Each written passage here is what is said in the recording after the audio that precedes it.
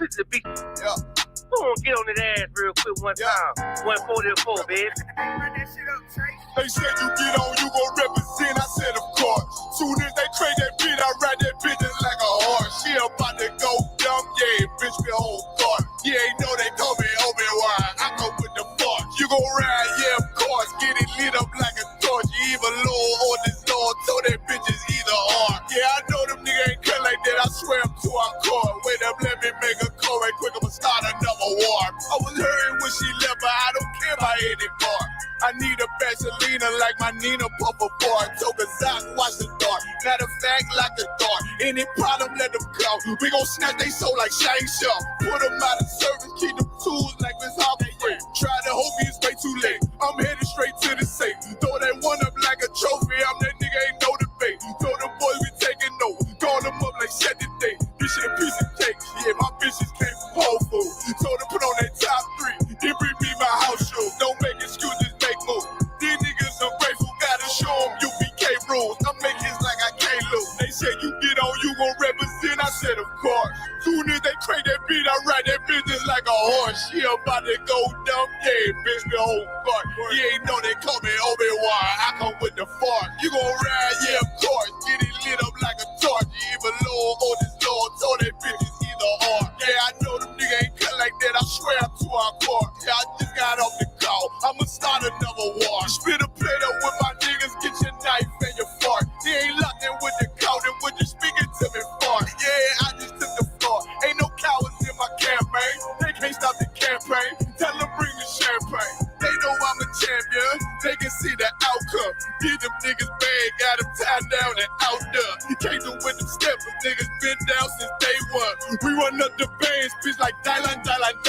They say you get on, you gon' represent. I said, of course. Soon as they pray that beat, I ride that bitch just like a horse. Yeah, about to go dumb, yeah, bitch, we whole part. Yeah, ain't know they call me Obi-Wan. I come with the force. You gon' ride, yeah, of course. Get it lit up like a torch. You either low or this low, so that bitch is either or. I told you niggas, you ain't cut like that. I swear I'm to our core. And I just made it call. We gon' start another war. Yeah.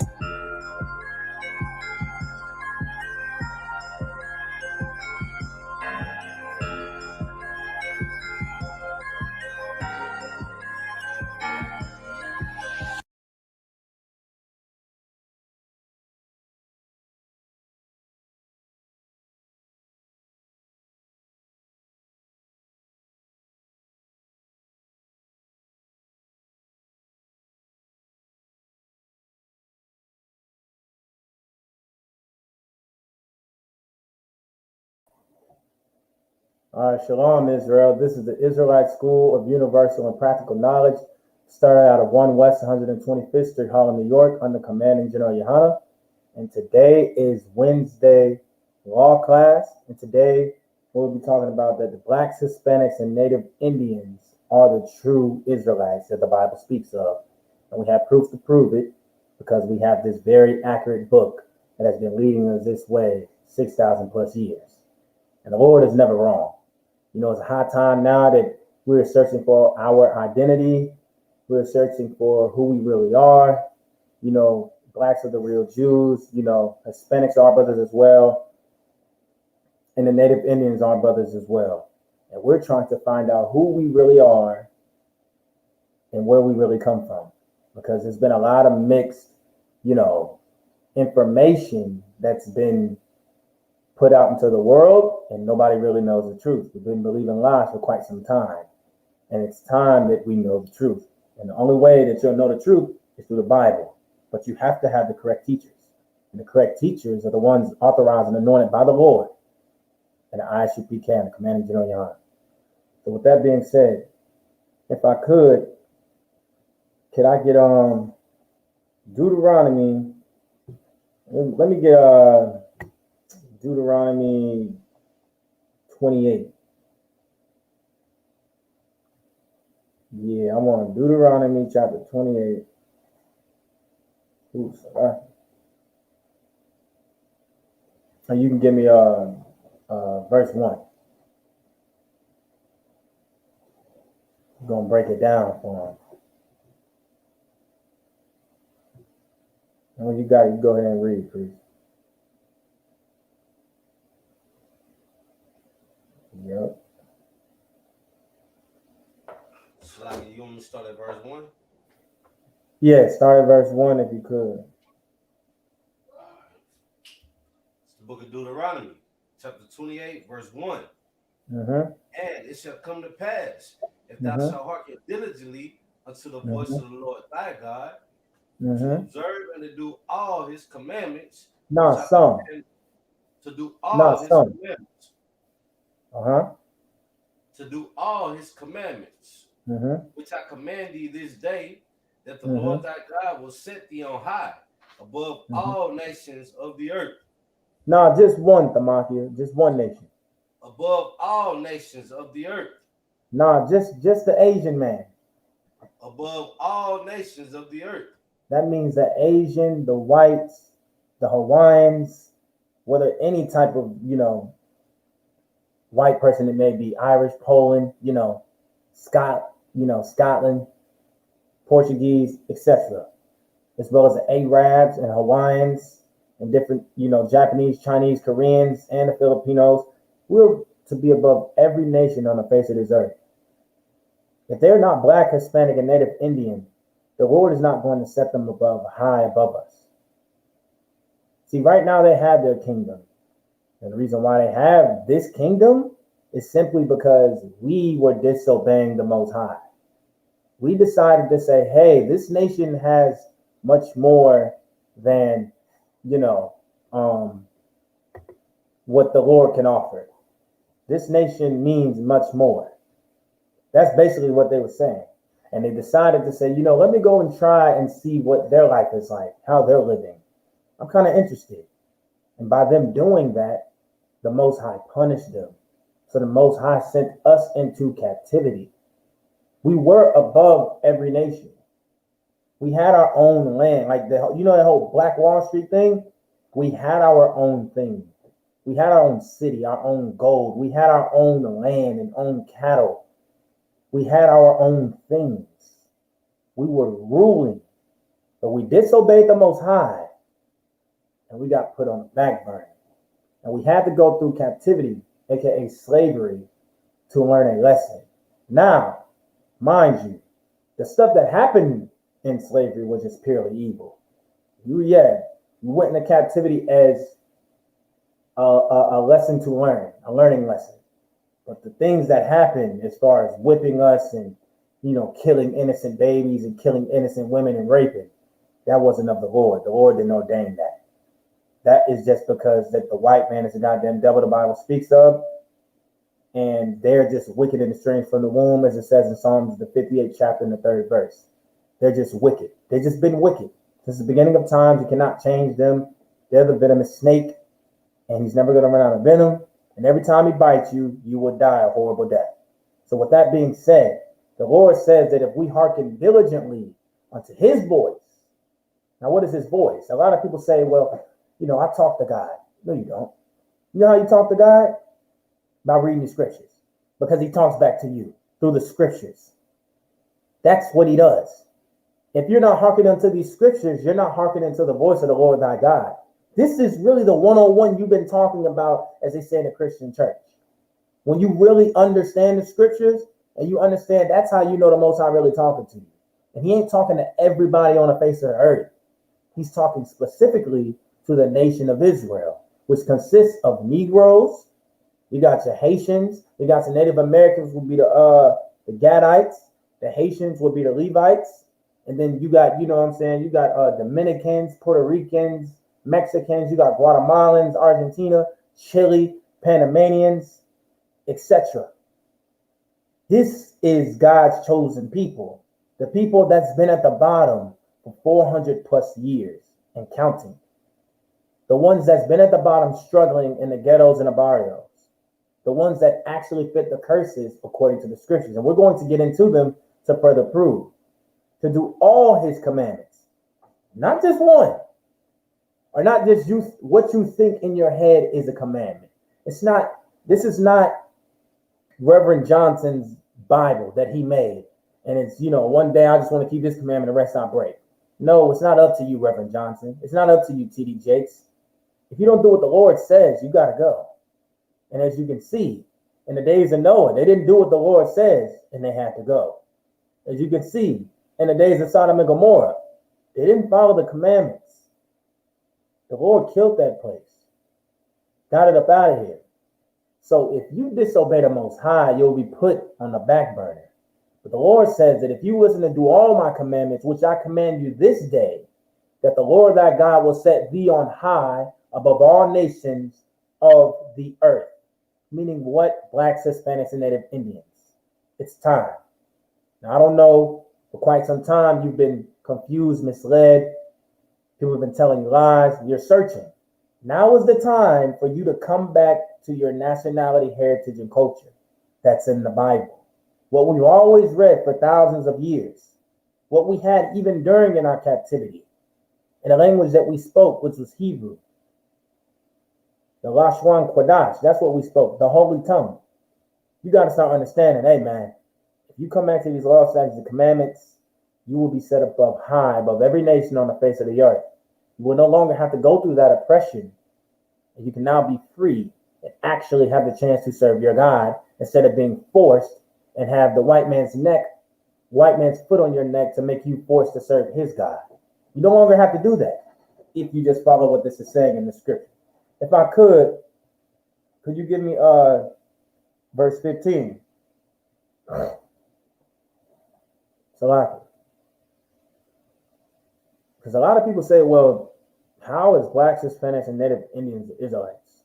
I'm going to prove it with you in the book of Deuteronomy because we fit the curses that the Bible is speaking of. So go ahead and read it when you got it, priest. Verse 15. But it shall come to pass, if thou wilt not hearken unto the voice of the Lord thy God, to observe to do all his commandments and his statutes, which I command thee this day, that all these curses shall come upon thee and overtake thee. All these what, Amadia? All these curses. Now, all these good things. All these curses. Shall come upon thee and overtake thee. Shall come upon thee and overtake thee. Give me verse 16. We're going to start going to these little bit of curses, what they talking about. And I'm going to break it down for you to a core so you can focus more. So you can understand what's really going on in this Bible. Go ahead when you got it. Verse 16. Cursed shall thou be in the city. Who? Cursed shall thou be in the city. Cursed shall thou be in the city. Meaning you shall be cursed in the hood. You shall be cursed in the barrios and the ghettos. Keep going. And cursed shall thou be in the field. Cursed shall thou be in the field. Blacks, Hispanics, and Native Indians are cursed in the city and we're cursed in the field. Why? Because we are all brothers and sisters and we go through the same thing every day. And I see a lot of people, they're talking about Hispanics aren't, why they get to say the N-word? Well, like they not Israelites. Why they acting like they niggas? Salakia. Man, Hispanics are niggas. Because they went through the same stuff we went through. They were cursed in the field as well. And to this day, they are cursed in the city. We know how bad Mexico is out there in them ghettos and them barrios, man. They cursed in the city. The cartel run Mexico. It's the same thing when you come over here to the States and you go over to like Chicago. Well, Mexico is a part of it. But I'm saying you part of these. You know what I'm saying? You come over, cross that border, and you go to like Chicago, New Orleans. The gangs run the city. Blacks and Hispanics dwell in these cities. We're cursed in the city together, man. We fit the curses. White people not cursed in the city. Why? Because they still on the other side of the city, the good part. We are cursed in the city. When they go in the city, nobody pulls them over for a stop sign or a regular traffic stop and you've done nothing. Nobody pulls them over for a blown out tail light. Nobody pulls them over for going 5 over the speed limit. Nobody pulls them over and searches their car with 5 cop cars surrounding them and flashlights all in a car and say that he has weed and you planted on them. White man, Arab man, Hawaiian man, you are not cursed in the city, and neither were you cursed in the field. So all that the Holocaust is the Holocaust, that has nothing on what has been done to my brothers and sisters for 400 plus years, man. They were right there on our side. Hispanics were on our side. Hispanics were so dark, Native Indians too, that they used to call them niggas. But y'all don't know that because they don't teach you that in school. They just say that Negroes, just black people, were slaves. No. Native Indians were taken captive when Christopher Columbus came from Europe, when he was banned from the city because he was a rapist and a murderer. And he came over here. He already knew what was over here. He had spies over here. He knew what was over here. He didn't discover this. He came over here and conquered, and then enslaved Native Indians and made other Native Indians enslave each other and kill each other. And he raped, robbed, and pillaged them and gave them diseases and gave them unlawful food. With Hispanics, the Hispanics got conquered by the conquistadors. The conquistadors are Spaniards, which is a fancier way of saying European fancy white man. They conquered them and gave them their language of Spanish. To this day, Mexicans, Puerto Ricans, Dominicans, Cubans, Argentina, Panamanians still speak Spanish because that's who conquered them. The Spanish, black people, us as Negroes. The white man came and conquered us and gave us his tongue. To this day, man, we're the ones cursed in the field. We were the ones that were cursed in the field, and we were the ones that was cursed in the city. If you're not black, Hispanic, and Native Indian, you have nothing to worry about. You can walk around scot-free. Nothing's done to you. No harm is put upon you. You want hunted down like a dog that's hunting down a rabbit in the field. Now you're starting to understand. Now when the rabbit has the gun, it's a different story. And how does the rabbit get the gun? He takes his identity back. By you taking your identity back, you got to understand in the book of Deuteronomy, these curses you think. You think in this Bible is consisting of white men. It is not. You think this Bible was written by white men. It is not. Nowhere in this Bible are white men talked about highly. No, it's only blacks, Hispanics, and Native Indians. So black man, Hispanic man, Native Indian man, and woman and child, when you read this Bible and understand that you are reading about your family's lineage, your family's culture. This is you in this book. Nobody else. You were in this book. If I could you give me verse 21? Because we're going to go into it a little more. See, people not starting to understand, but I'm going to tell you how we fit these curses. I'm going to tell you how we fit these curses. Go ahead and read it. Verse 21. The Lord shall make the pestilence cleave unto thee till he have consumed thee from out of the land, whither thou goest to possess it. Right. The Lord shall make the pestilence cleave unto you, diseases. Now, it's no coincidence, but we know that blacks, Hispanics, and Native Indians are at the top of the chart for having high cholesterol, high blood pressure, and all these diseases, these pestilences that cleave on to us. Why? Because we can't give up the unlawful food. That's why these pestilences cleave onto us. Because we just simply can't give up the slave master's food that he gave to us. That's unlawful. And wherever we go, no matter what land we possessed, whether it had been Assyria, the Persian, Greeks, Romans, Babylonian, Egypt, and now America, these diseases followed us because every captivity we were eating unlawful food. And the pestilence cleave onto us. It's like a leech. It's like that one gnat that keeps flying in your ear and you just trying to get rid of it. It's cleaving onto us because we are disobeying the Lord. And who fits them curses as being top of the list of high cholesterol and high blood pressure and dying of strokes and all this other stuff and diabetes? Why? We are eating unlawful food and the pestilences cleave unto us. What other nation is at the top of the list besides us? Because we are the consumers of it. Blacks, Hispanics, and Native Indians eat more unlawful food than any other nation on the face of the god doggone earth.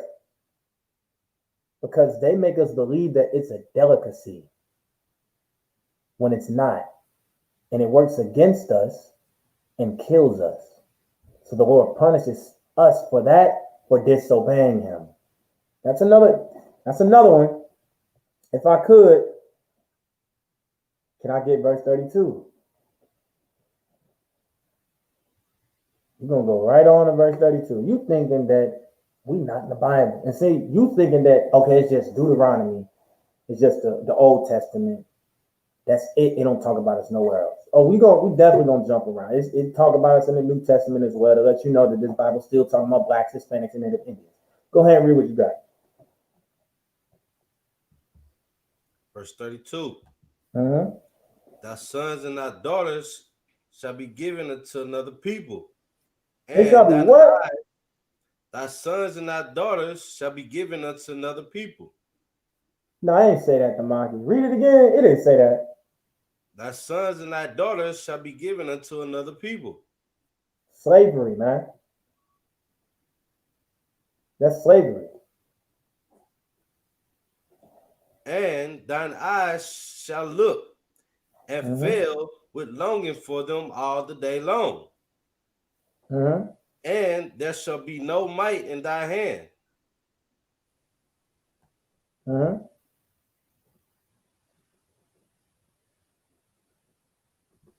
Oh, right. Verse 33. Yeah, you can read verse 33. I'm not telling you the difficulties. Go ahead and read it.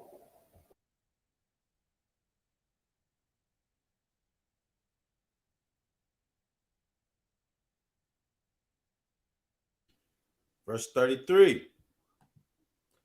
The fruit of thy land and all thy labors shall a nation which thou knowest not eat up, and thou shalt be only oppressed and crushed alway.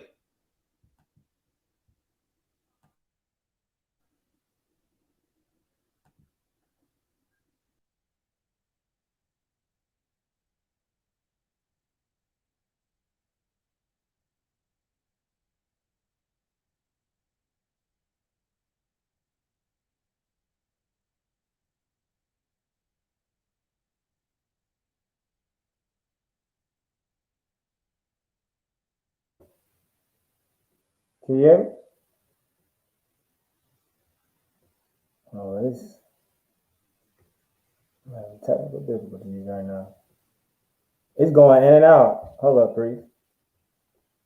I'm trying to fix it.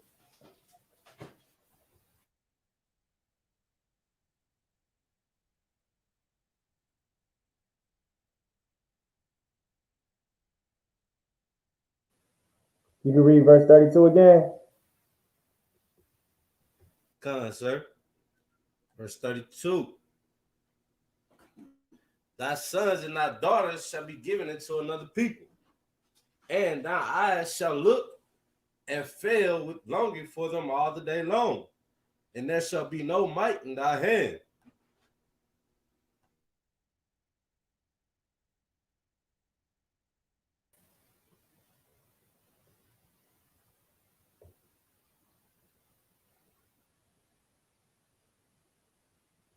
All right, keep going.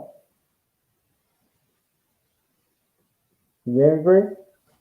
Verse 33. All right.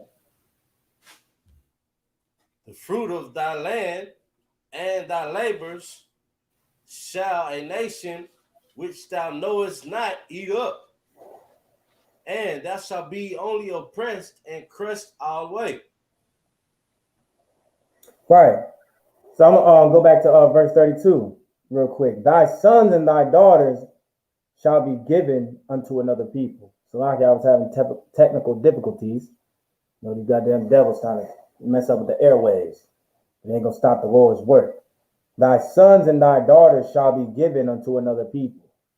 Now, what does that sound like? That plainly sounds like captivity or slavery, as everyone knows. And thine eyes shall look, and we shall look at our sons and daughters being given unto another people. Who are these other people? You know, our oppressors. White man, Arab man, the Chinese man, the Hawaiian man, the what they call, I think I might have named all of them. Oh, the Africans as well. Because, they sold us into slavery to the white man. We thought they were going to get such a big reward and didn't get really much anything. But with that being said, our eyes shall look and fail with longing for them all the day long. Meaning what? We were sitting there just like, man, they really doing it to our people. Like you said, you longing. It's like you harping on that. Like you can't do nothing. And there shall be no might in thy hand, meaning that you didn't have no strength, no authority to say nothing because you just weren't strong enough because you were a slave. You didn't have nobody helped stood up to the slave masters. Nobody stood up to the people that had us captive. You had no might in your hand because they had strength with their guns and their horses and their money and so many slave masters. Nobody would even utter a lip to even say anything to these people. Why? Because we had no might in our hands, simply because they beat us so bad. They made us docile. They raped our men and women, took away your manhood, your womanhood, and simply you become docile to the point that you don't even want to utter to even say anything, because if he did this and I did nothing, if I rebel against him, I know it will be worse if he catches me. So the slaves did nothing because they had no might in their hand. They couldn't do anything.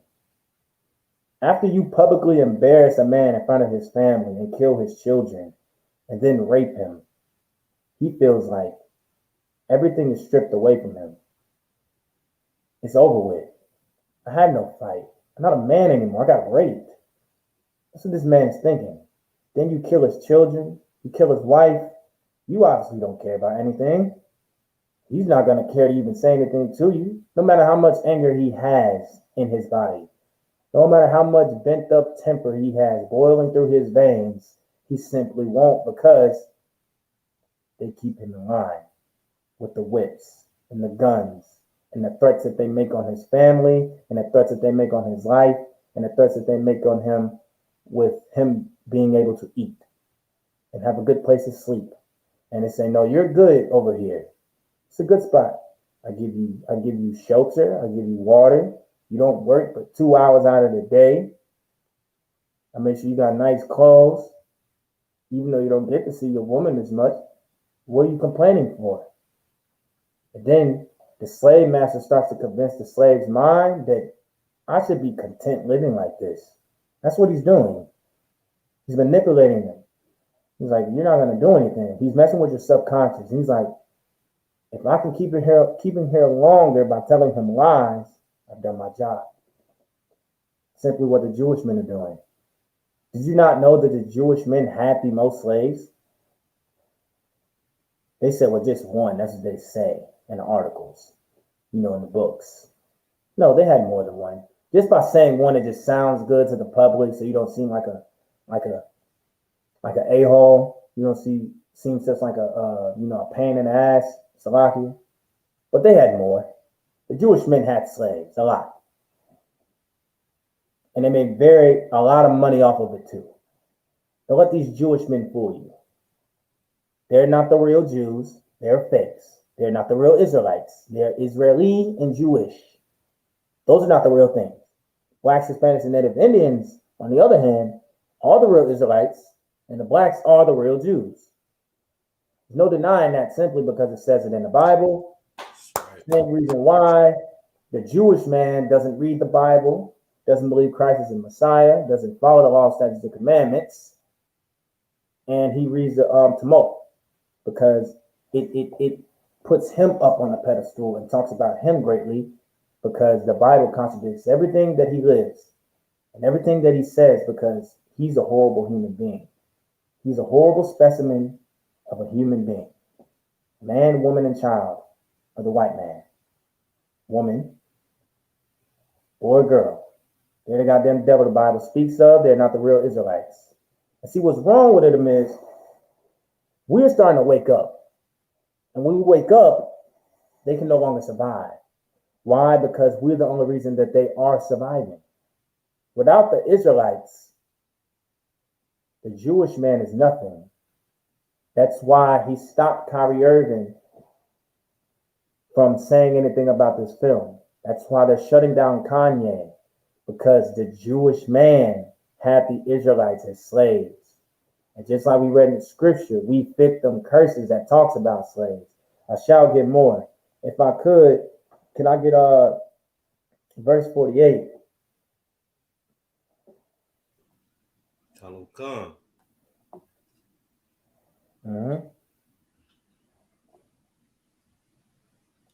Verse 48. Therefore, thou shalt serve thine enemies, which the Lord shall send against thee. Right. In hunger. Right. And in thirst. Right. And in nakedness. Right. And in want of all things. And he shall put a yoke of iron upon thy neck until he have destroyed thee. Right. Therefore, can you read it again from the top, and I'm going to break it down. Verse 48. Therefore, shalt thou serve thine enemies. They shall serve who? Thine enemies. No, our friends. Thine enemies. No, when you go to church or I'm in public and a white man calls me brother, but he's my what? Thine enemies. Keep going. Which the Lord shall send against thee. Who? And in thirst. And in nakedness. Whoa, hold up. Salakia. Pause right there. The Lord shall send against thee. Not with thee. Against. Now we know our oppressors were against us. We served our enemies, not our friends. The Christian church is a lie. When they go and tell you that they are our brothers, they're not. The white man is our enemy. The Arab man is our enemy. The Middle Eastern man is our enemy. The Hawaiian man and the Asian man are our enemies because we served them and the Lord sent them against us. Why? Because we disobeyed him. So he put us into captivity. The Lord did that. Why? Because we disobeyed our Father. That's why. In hunger and in thirst and in nakedness. This is fact and this is proven that we know that slaves were out there dying of hunger. Didn't get very much water out there in them fields. Getting treated and beaten and whipped and beaten to death. And in nakedness. Now how many, we ain't even got to look at slave movies. But you know, it's pretty graphic on that. Now we got pictures that actually document that they had women out there naked in them fields. Women naked strapped up against wooden poles being beat and being raped in front of their husbands, in front of their kids, and in nakedness. And it wasn't just black people. It was Hispanics as well. How do you think that Hispanics speak Spanish? That was beaten into them. That was raped into them. They were raped, robbed, and murdered and pillaged to speak that language, to serve Caesar Borgia. If you go into H-E-B right now, or you go into Walmart right now, you go down the aisle, you're looking for incense or you're looking for candles. And this is a proven fact. And if you go down that aisle, you will see them candles. They're about like this long. A real tall candle. Most of them be white. And on the front it has a sticker, and it's a picture of Caesar Borgia. But on each candle, it's a different Caesar Borgia. Now we know that all Mexicans have this in their house. We know this. Why? Because they believe that Caesar Borgia is the Messiah. They believe that he is Christ, when he is not. But I say that to say this, that in hunger and in thirst and nakedness, they got that God beaten into them while they was in slavery, in captivity. It's no coincidence. This is fact. Same with the Native Indians. They got false gods beaten into them as well. When they was out there on the plains, and what's his name? What's the damn devil name? The one that came, Christopher Columbus, the goddamn devil name, right? He stripped them naked. They were hungry and thirsty. Oh, you don't think Native Americans were slaves? Boy, you tripping. They were slaves too. They got done the same way the Negroes got done as well as the Hispanics. And in one of all things, They just wanted to have a good life. They wanted all the things, man. For you to have us captive and we been serving our enemy, serving you, we would take anything, man. A man probably just wanted a horse, a good meal to eat. He probably didn't care about no good meal to eat just to see it. He just wanted to just see his wife, man. He wanted all things, man, because he didn't have anything because you stripped everything away from him. You even took the Holy Bible away from him and then said, do not read. And then said if he did read, you would chop his tongue off. You would cut his toes off or beat him to death if he knew how to read because you wanted to make blacks, Hispanics, and Native Indians seem like we're illiterate. When we spoke the most holiest tongue that can ever touch the face of this earth, which is the Lashwan Quadash, the holy tongue, which is better than any language that's ever touched the face of this earth. We serve one living God, and we read those holy words. And you were intimidated by that because you know our God is a living God and you couldn't compete with him. It's no coincidence that when we were serving in these times, we were called, when your mom say, or you say, you come home from the slave, man, they working me like a Hebrew slave. Where do you think we get that from? We get that from captivity. And to this day, blacks, Hispanics, and Native Indians are still captive here in the land of America. We are the Israelites. Are you not adding two and two together, man? To this day, my brothers are still in hunger and in thirst and in nakedness and in want of all things. With the Hispanic brothers there at the border that's separated from them families, hunger, thirst, and in nakedness and in want of all things. What is one of the things they want? To have freedom, to come over here to America for a better life. But you took Texas from them, send them to Mexico, create a border and say they can't come over here because they're illegal. No, you're illegal. You're the real alien. You're the real immigrant. My people to this day are still serving in hunger, nakedness, and in thirst. Do you not understand that we are the Israelites? The curse is still applied to this day. So it's no coincidence that when you hear a brother or a sister say, dang, they working me like a Hebrew slave, is because back then we were the Hebrew Israelites, and to this day we're the Hebrew Israelites. You damn right they working us like a Hebrew slave because we are the Israelites. And we did speak Hebrew. They beat that out of us too and forced us to speak Spanish and English. You're not understanding. This is biblical. And put a yoke of iron upon thy neck until we say thee or he have destroyed thee. Physical and spiritual. Now we know we have the physical part as far as captivity. It was a real yoke of iron around our neck, shackles around our ankle. To this day that happens even in the jailhouse. They still keep them same tactics, them same beliefs. Now, my brothers that's been in the penitentiary or been in county, they know about this. To this day, it has not gone away. No matter where you go, they're going to treat you like that because that's what they think that we are. Nothing. When we are God's chosen people, and we are to be above every nation on the face of this earth, until it have destroyed us, destroyed thee. Now, we don't have the physical yoke of iron upon our neck. We have the spiritual yoke of iron around our neck. And what is the spiritual part? These pagan religions, these pagan holidays, these pagan gods that we serve. That's the thing that's destroying blacks, Hispanics, and Native Indians. That it's one hump that you just seem that you cannot get over. You seem like it's so hard to get over this hump when it's barely easy. The kingdom of heaven is at hand. Not everybody's going to the kingdom of heaven because simply you don't want it bad enough. But you want that starting position on the basketball team bad enough. You want that starting position on the varsity football team bad enough. You want to make it to the league bad enough. You want to be looked at as the best drug dealer in the hood bad enough. You want to be the biggest gangster across the face of the earth. You want to be the best rapper.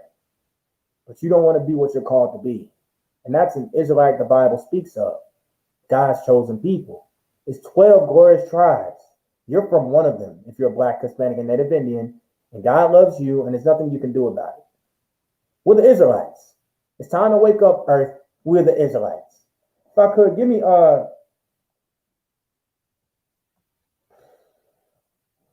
verse 64. Yeah, that's what I want. You're gonna say, well, how are we the Israelites? Can you break it down to me? You're gonna get it right here. Go ahead. Man, what you're saying is heavy because this is how you know that we still cursed. Right.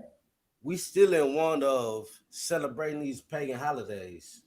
Mm-hmm. You know, celebrating something that's even worse than the so-called Jewish man's Holocaust, Thanksgiving.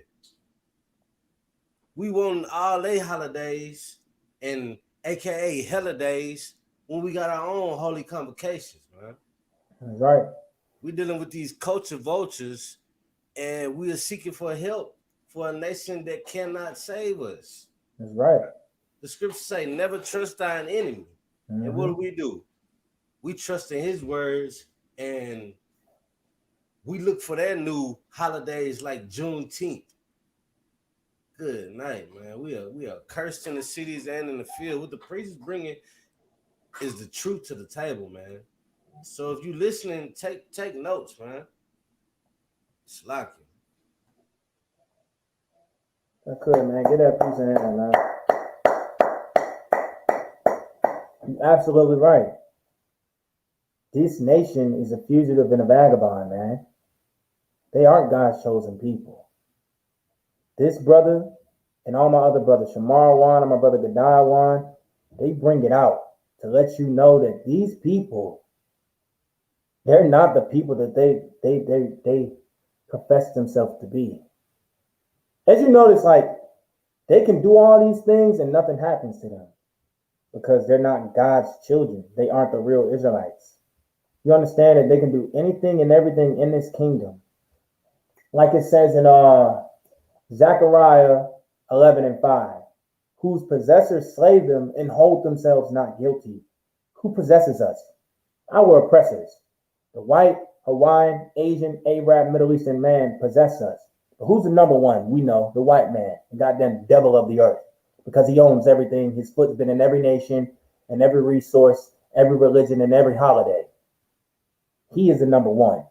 So with that being said, they slay us and hold themselves not guilty because this is their kingdom.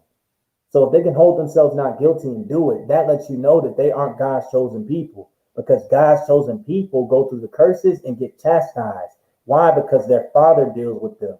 He deals the judgment to them. But it's for the other nations, they get no judgment because they aren't God's chosen people. They aren't the children of the Most High. Are you understanding now that the white man can go, Peyton Grinnan can go and shoot up the grocery store and kill them black people and be let off scot-free because he's not God's child?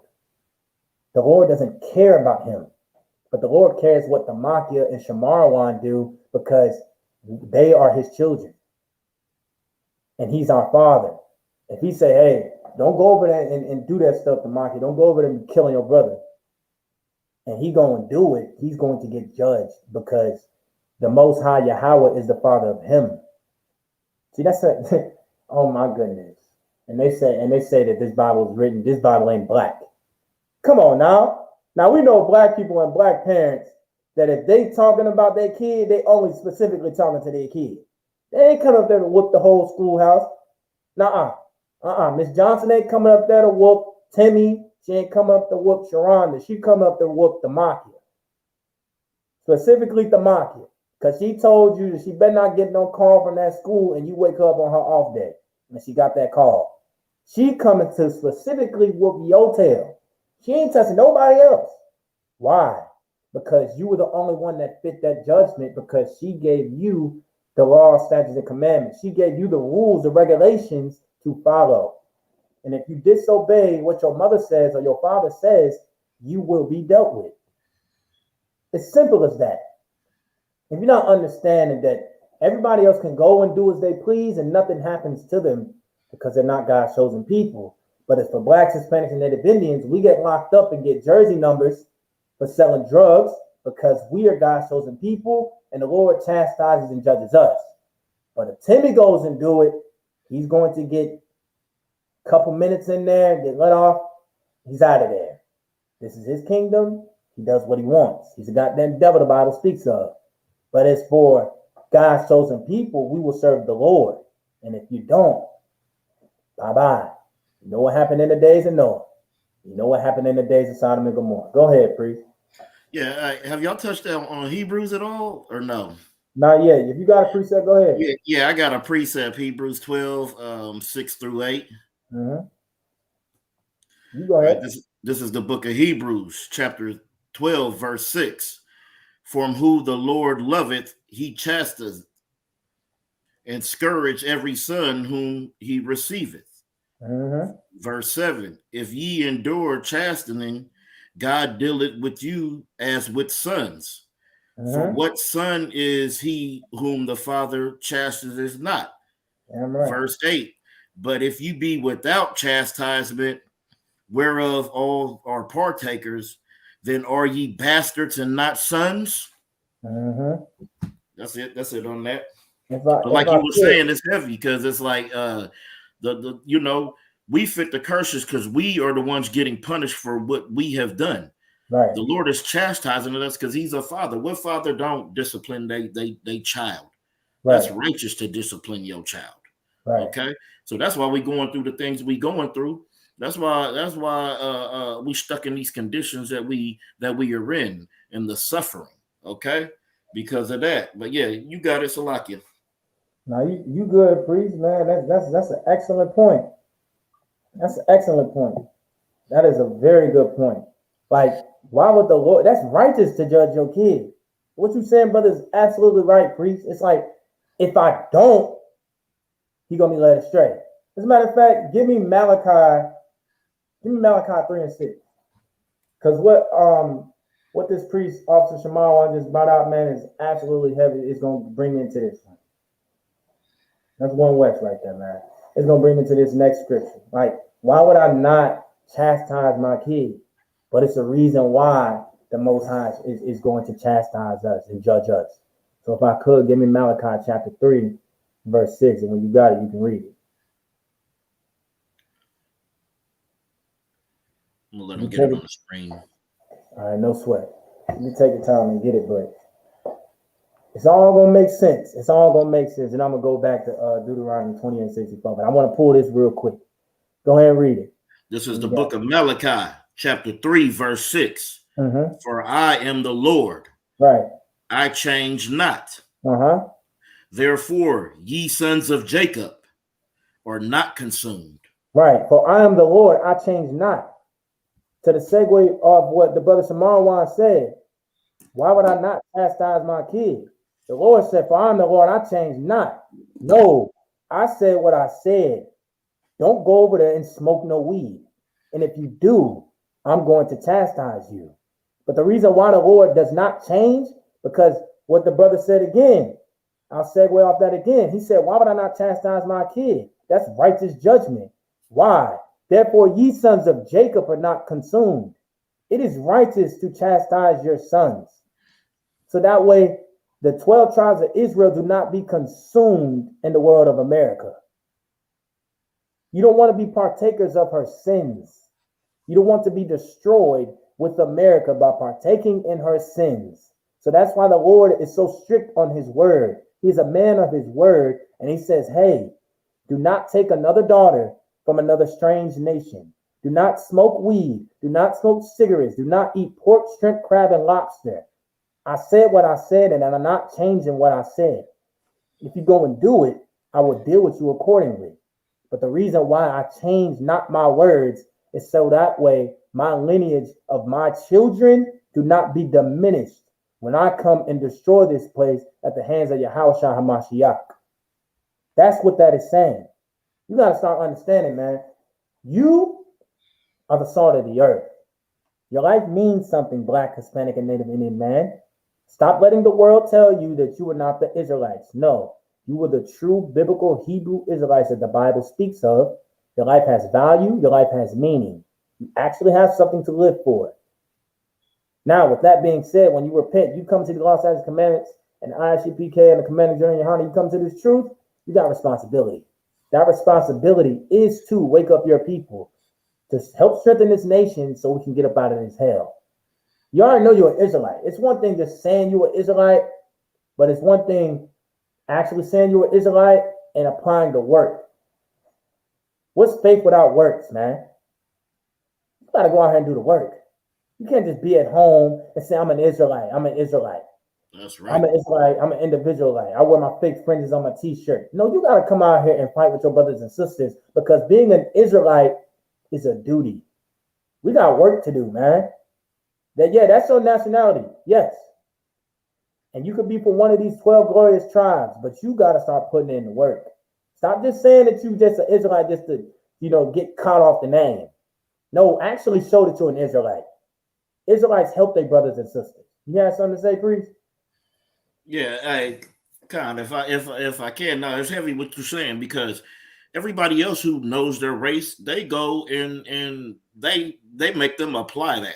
If you are East Indian, they're going to make you apply. Yeah, it's not enough to know that you're an East Indian. You got to go work at all these gas stations. Every 3 years, they switching the gas station. Okay, all these other nations, they apply that.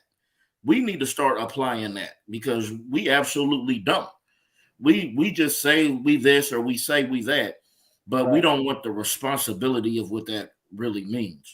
If you say you're an Israelite, then you have the ultimate duty, because you were the Lord's chosen people. You were supposed to be high above all people. So they're supposed to mimic you. How are they going to mimic you when you doing absolutely nothing? Okay, so like you. That's absolutely right, man. How they gonna mimic you and you doing absolutely nothing, man?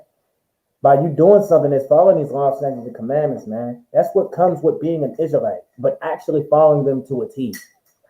We are the Israelites. We did this before time and before time and before time, before we fell off and disobeyed the Most High.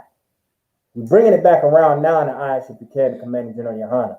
But with that being said, if you're gonna call yourself an Israelite, you gotta actually put in the work. It ain't just some name that you brag off and you get cookie points for it. No, this is the real deal. This is real life. This is reality. If I could, give me Deuteronomy 28:64. Another reason how I'm going to show you that we are the Israelites that the Bible speaks of, and I'm going to break it down to a core. I'm going to break it down for you. For all the viewers, I'm going to break it down for you so you understand. You go ahead and read it. All right, this is the book of Deuteronomy, chapter 28, verse 64. And the Lord shall scatter thee among all people, from the one end of the earth even unto the other. Right. And there thou shalt serve other gods. Stop right there. And the Lord shall scatter thee among all people from one end of the earth even unto another. Now, what is this saying? This right here is talking about the transatlantic slave trade in the Bible. We were spread across the four corners of the earth. They took every nation and spread them out. We got brothers out here in Brazil. We got brothers in Jamaica, in the West Indies and the Caribbean. We got brothers in Puerto Rico. We got brothers in Cuba and Dominican Republic and Haiti. The transatlantic slave trade spread us out across the four corners of the earth. Thou shalt serve other gods. To this day, Jamaicans are Rastafarian. They doing sorcery, all type of stuff. You got people in Brazil serving that huge 100-foot tall white Christ in Brazil over there in South America. You got us over here serving Caesar Borgia in the goddamn Christian church. And you got my Hispanic brothers and sisters serving Caesar Borgia on them goddamn candles in the Roman Catholic churches. Dude, this Bible is about us. Do I need to explain furthermore? We are serving other gods to this day. Black people are the number one consumers in the Christian church.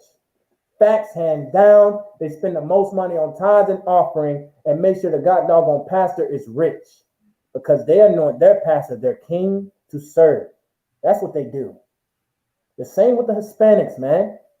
And they got conquered by the conquistadors. They doing the same thing when they worshiping Caesar Borgia. That's a false god.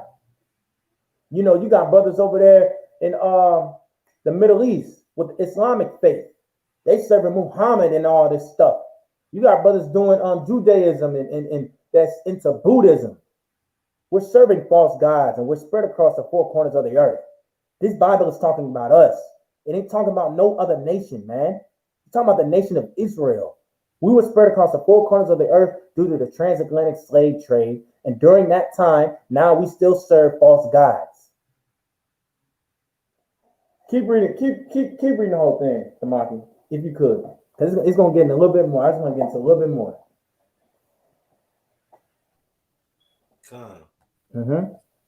And the Lord shall scatter thee among all people, from one end of the earth and even into another. And there thou shalt serve other gods, which neither thou nor thy fathers have known, even wood and stone. Neither nor thy fathers have known. Our forefathers, Abraham, Isaac, and Jacob, didn't know this stuff, man, because they really served the Most High. They weren't serving other gods. Christ don't know what you know, this Caesar Borgia is, and you know what I'm saying, the Buddhism, the Judaism, and all that. No, because he actually served the Most High. Neither wood have known, even wood and stone. The wood meaning what? The wooden cross. The stone meaning what? The cobblestone. It's more stones than just that. Come on now. This Bible is talking about us. We the main ones over there kissing and licking rocks over there in the Middle East. And over here in the States, licking stones, licking rocks, like we goats, we get licking salt rocks in the field. That's what we doing. We over here worshiping wood, worshiping a wooden cross that they slew our king on. We wear it around our neck as if we so proud about it. The weapon that was used to murder our king, the king of Israel. And every day we go into church, you see that wooden cross to remind you that you're still in spiritual bondage, but you don't understand it. You think it's good to glorify about that when it's not. To this day, blacks, Hispanics, and Native Indians still serve wood and stone. And the main religion being Christianity, because that's what everybody dwells in. Everybody claims they're Christian, they're close to Christ, they know God, they have a personal relationship. Him and God are best buddies.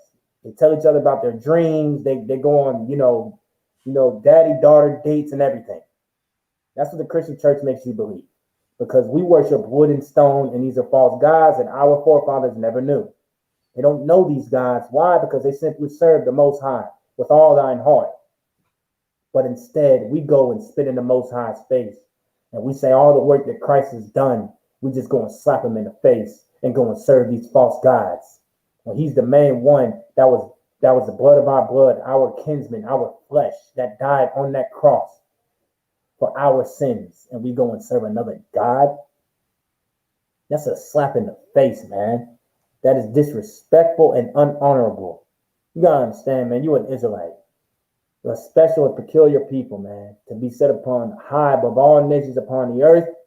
And if you're gonna be talked about in such a great light, you shouldn't be serving fake gods that bring you nothing and not nothing to your life. We serve the one true living God, Yahweh. And we follow his son, Yahweh Shah HaMashiach, who is Christ, or Jesus Christ, is ignorantly known to the world. If you even go profess yourself to say some words like that to come out your mouth, you got to be separate. That's why it's called the Holy Bible, a separate book. We are separate people. Everything that we do has to be separate from these other nations because we are not like them. We are not to be like them. That's why we have the rules and regulations. That's why we get judged for the things that we do, because we are supposed to be different. The Jewish man does not go to God doggone Germany and dwell with them like they're in unison. No, the Jewish man professes himself to be a Jew, and he doesn't like the German man. So what do? They separate themselves. They have enough knowledge to know that, hey, these people are our enemies. How come us as a nation, we don't understand that the white man is our enemy? The Arab man is our enemy. That the Hawaiian man and the Middle Eastern man are our enemies. That we must separate from them because they are the heathens. And we are God's chosen people. And God's chosen people do not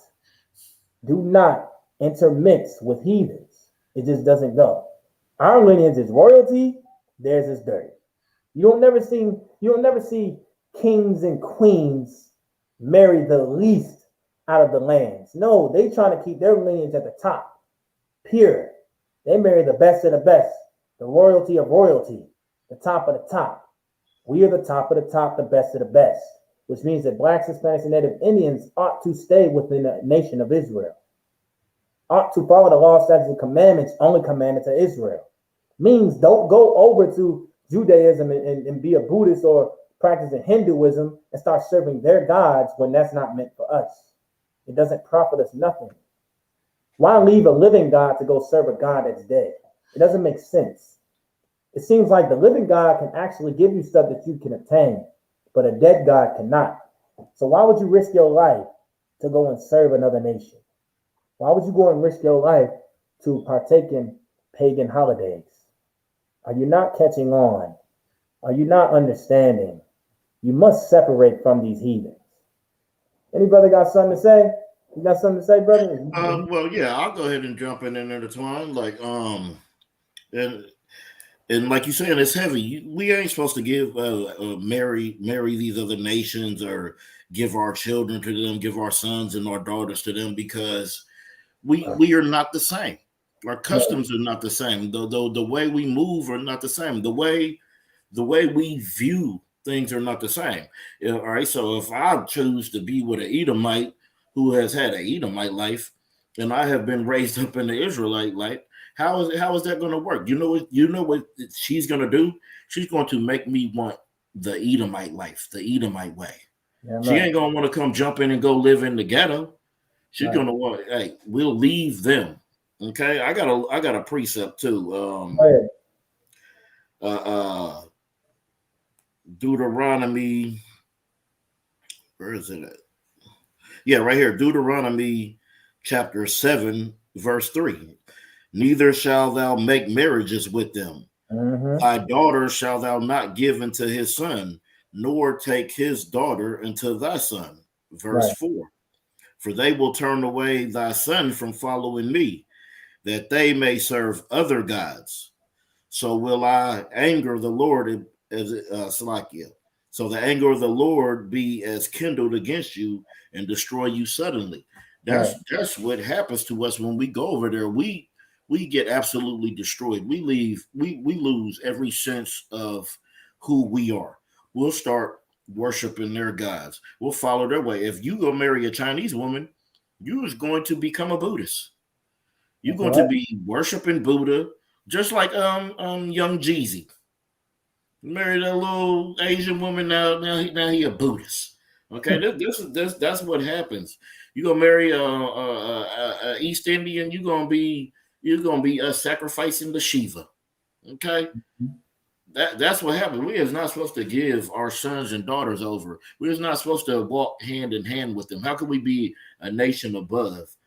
And we like you said, we kings, but we want to settle with the commoners. Right. Salakia. Now, if I could add to that, that's absolutely heavy. It's like that. It just right out of the scriptures, man. If you follow these other nations, you're following death. Just like he just said, Jeezy over here, man, Asian women, and now he practicing. He a Buddhist. You know what I'm saying? It's like, what does that profit you in life? You're leading yourself further away of who you really are. Now throughout your life, you think you're just a Negro, a Spic, and you're African American. You think that your roots come from Africa, and you're actually African, and you partake in those things when you don't, because you're not going to allow a cow to piss on your head. You're not going to have mud on your hair and let the mud hang down from your hair. You're not going to put disc in your lips and put raccoon penises through your nose. You're not going to go countless months without showering. You're not going to eat hyena hearts and eat lions. You're not African. Stop professing to be an African, another nation that sold you into slavery, but you want to be with them so bad. If I could, give me Amos 3:1. Why would we want to be another nation that sold us to the white man? It makes no sense. Why would I want to marry a white woman when her great grandpa killed my grandma? Right. Damn. And raped her. and raped her husband and then killed her baby. Damn. Why would I want to marry that? That sounds like a death wish. That sounds like a death sentence. That sounds like murderers. They're not going to change. The grandpa did it. That doggone the son going to do it. And the other son going to do it. They pass down hatred. They pass down wickedness. Why would I want to intermix with that nation and learn their ways? It makes no absolute sense. And it just brings chaos. And the chaos is a ladder to bring demons into your life. You don't want demons into your life. You got to start understanding that you are Israelite and you're a peculiar people and you're supposed to be separate. Not to intermix with everybody. Separate. If I could, you give me Amos 3:1? This is the book of Amos, chapter 3, verse 1. Mm-hmm. Hear this word that the Lord has spoken against you, O children of Israel. Who? O children of Israel. Against the whole family, which I brought up from the land of Egypt. Which I brought up from the land of Egypt. Now, you're going to go to Amos 3:1, right? Now, it said, O children of Israel, against the whole family which I brought up from the land of Egypt. But why is it saying two different nations? Why is it talking about two different things? Because these are two different people. So Israelites are different from Egyptians. Israelites are blacks, Hispanics, and Native Indians. They come from 12 tribes, from Jacob's 12 sons. And the Egyptians are the Africans, aka the Hamites, which was Pharaoh in them, along with his queen and his daughters and his sons, etc. And we know how that got here. You know, all this incest and, this inbred. We all know this. Those are wicked, sick people. You don't do such things. The Lord said, O children of Israel, against the whole family which I brought up from the land of Egypt. Now, y'all always like to say, well, we're from Africa. Egypt is in Africa. Correct. We aren't from Africa. We were dwelling in Africa under captivity by the Egyptians because they had us captives. Then, the white man came looking for us and they said, hey, well, we do got your slaves right here. We want something for them. We can trade, we can bargain. What's up? That's what the Egyptians, the aka Africans, that you proclaim that you're such an African, that I'm so Africa, the land of Africa, the mother of all nations. The Africans sold us to the white man. That's right. And guess what? The Africans didn't get nothing in return. Look, you have now been bamboozled by the white man just like us. How does it feel? Oh, as a matter of fact, every nation on the face of the earth has been bamboozled by the white man. That's right. And they even bamboozled their own people. And now you thinking, you knew we weren't the same. Y'all know that. Go back in history. Africans don't like African Americans. They sold us into slavery thinking they were going to get some type of reward. Nothing happened. And they got less than that. They understand we are God's chosen people. See, they had us in their hands, but mistreated us. And it was like, man, we do got a prize. We gave it away thinking they're going to get a bigger prize. You've been manipulated, bamboozled. And here I am to let you know that we are not Africans. We're the Israelites. Why would the Lord? It don't make no sense. Why would our own people enslave us? If that was the case, they would have did that. They would have did that back then. When we was at the top. We had the power.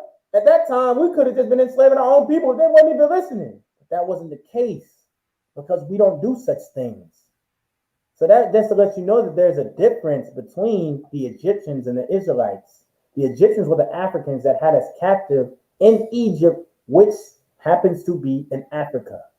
But that's not where we're from. We're from the land of Jerusalem. We're from Israel. That's where blacks, Hispanics, and Native Indians originate from. That is our homeland. That is a land that is promised to the Israelites. As it says in Romans 9:4, that we are the ones that get to have the service of God, the promises, the covenants, etc., etc. It didn't say the Egyptians. It didn't say the Edomites, the white man. It didn't say, who Who else? The Asian man. It didn't say them people. You got something to say, Priest?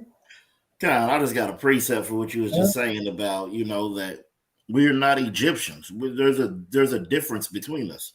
Like even in the scriptures, you could look similar. Like how let's let me read this precept.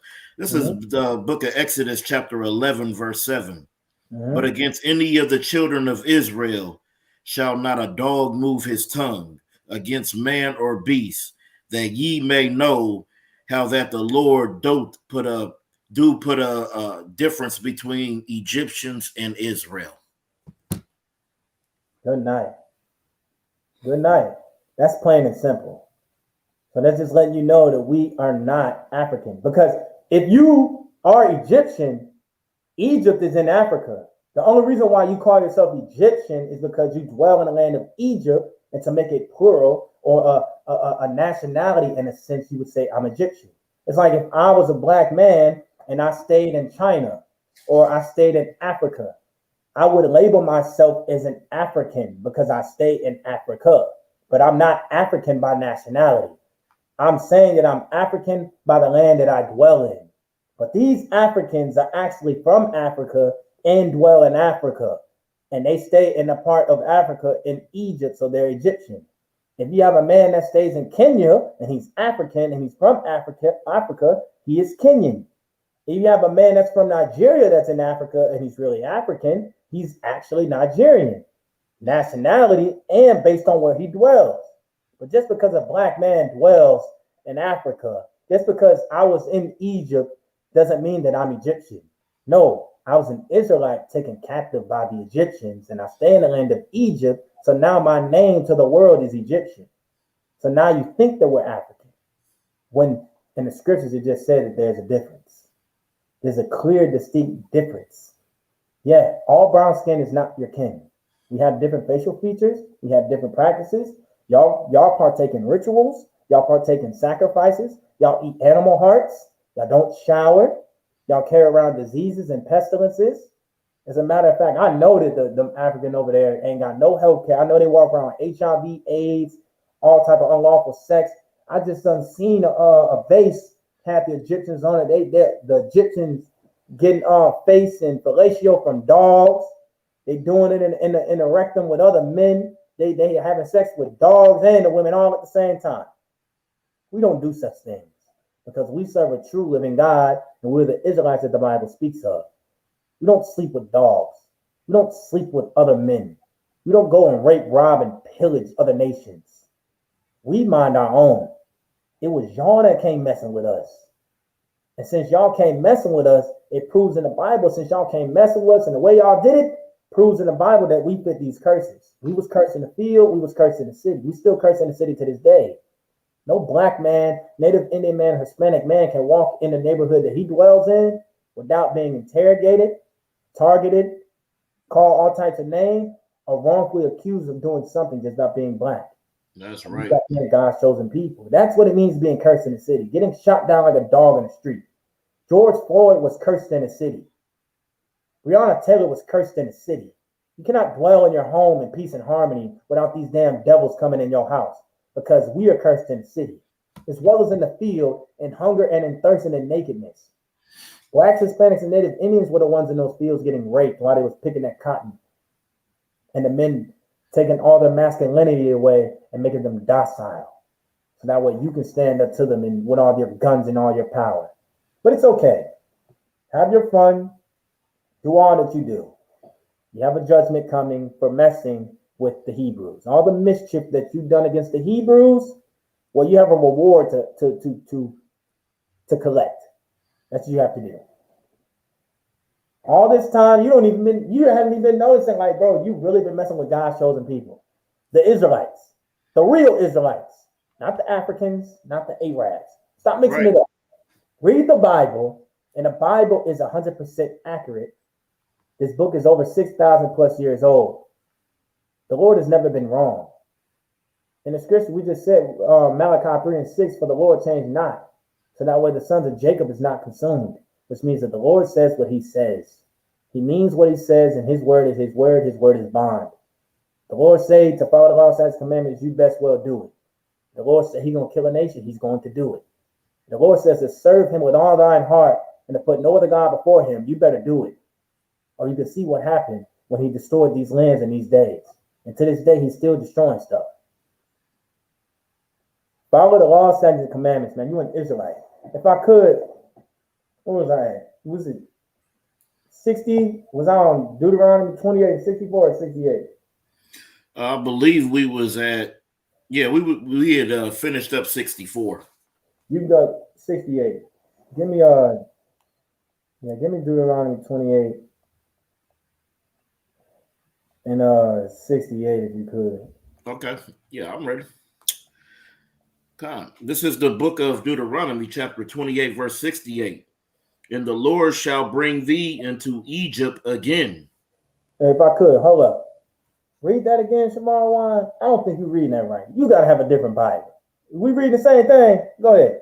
God. And the Lord shall bring thee into Egypt again with ships. With who? With ships. Nah, with jet skis. With ships. With paddle boats. With ships. Keep going. By the way whereof I spake unto thee. Thou shalt see it no more again. And there ye shall be sold unto your enemies. And so, no. Our friends. Sold unto your enemies. No, the white man says I'm his brother. Sold unto your enemies. No, the Asian man loves me. He's my friend. He's my brother. Sold into your enemies. Keep going. For bondmen and bondwomen. Bond who? Bondmen and bondwomen. Keep going. And no man shall buy you. And no man shall buy you.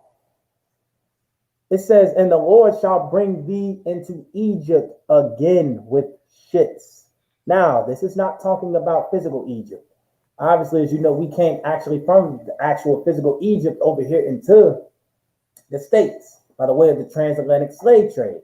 Now, this is talking about like spiritually, like the spiritual bondage, like with ships. But we actually did come over here on ships. But this is talking about spiritually, no, not physically. And it says, by the way whereof I spake unto thee, thou shalt see it no more again. What shall we not see again? Our homeland. What is our homeland? The land of Israel, Jerusalem. We didn't see that again. Who is that inhabited by now? The Jewish men, the fake Jews, the Khazars. That's who it's inhabited by. The ones that profess themselves as God's chosen people. But how are you God's chosen people and you don't read the Bible? I would think the God's chosen people would want to read the Bible to learn more about themselves if you were God's chosen people. So that way I can follow the law, statutes, and commandments and be approved in God's eyes. But that's contrary to what they believe. And obviously it defeats the purpose of them even calling themselves a Jewish man. So you know what they do? They lie. Because they're wicked and estranged from the womb. And ever since they've been born, they have been speaking lies of their own. And they cover up the faces of the judges thereof. And therefore all they do is be a fugitive and a vagabond.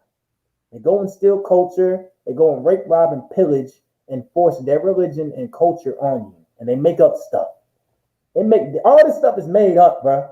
My brother Shamar Wan, our brother Gadai Wan brought this out in their classes that they teach. Them glorious classes they teach. They break it down to the core to let you know that the Jewish man be making up lies. Like bad. They make up so much lies that they cannot even keep up with them. It's getting bad. And now you see the ISUPK, the Commander General Yohana, is obviously unfolding them lies. They don't lie so much that they can't keep up. Right here in the scriptures, it says, Egypt began with ships. The last time I checked, I never seen no white boy on the ship as a slave. I don't care what movie you put out. That's not factual. He was leading the ship while we was underneath there, throwing up and defecating on each other. That's what was going on. By the way whereof I spake unto thee, thou shalt see it no more again. We've never seen our land again, but we will soon. When Yahushua Mashiach come back with 200 million angels, who is he coming to save? The lost sheep of the house of Israel.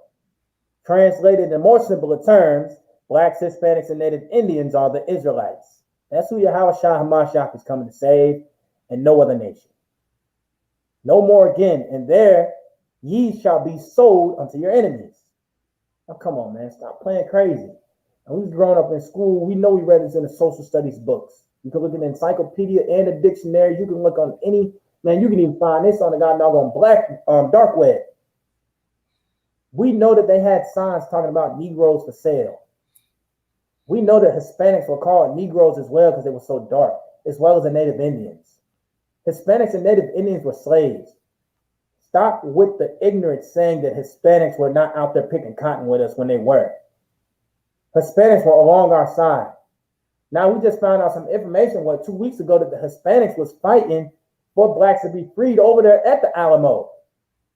Hispanics are our brothers, man. They on our side. Hispanics know that. All black and brown must unite. We're one family. We should be a one body, one accord. And that's what the ISUPK teaches. We got Hispanic brothers all through here. We got Native Indian brothers all through here. And we got Haitians and we got the our black brothers all through here. Because we understand that we fit these curses and we are brothers. We are the Israelites. And the Israelites must come together. If we don't come together, then we might as well just go back into the world. That's what we might as well do. Might as well pack up right now, go back into the world, and everybody go against each other, and we just continue to just stay in hell. That's what we'll do. No, you must not do that. You got to have some type of solution. The Bible is telling you right now that you're an Israelite. And the book of Zephaniah 2:1 says, come together, O nation not desired. The Israelites are not desired on anywhere on the face of the earth. The brothers and sisters in Ukraine, when that war was going on, they didn't allow them on that bus. They wanted them to stay there and die because they think of you as a pig and scrap meat. Because they understand that you're a God's chosen people. And if you find out who you really are, you will start to obtain power because you separated from them. And since you serve a living true God, they understand what that living true God can do to them. That he can absolutely decimate them and destroy them. First, you must come together. Understand that this Bible is talking about you.